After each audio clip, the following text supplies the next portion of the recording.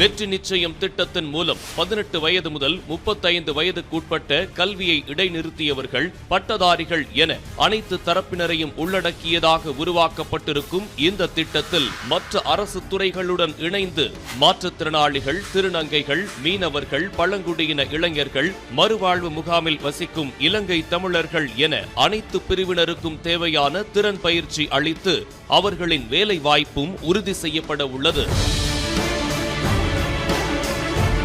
அனைத்து துறைகளிலும் மிகச்சிறந்த நிறுவனங்களின் மூலம் திறன் பயிற்சி அளிக்கப்பட்டு இளைஞர்களுக்கும் வேலை வாய்ப்புக்கும் இணைப்பு பாலமாக இத்திட்டம் உருவாக்கப்பட்டுள்ளது.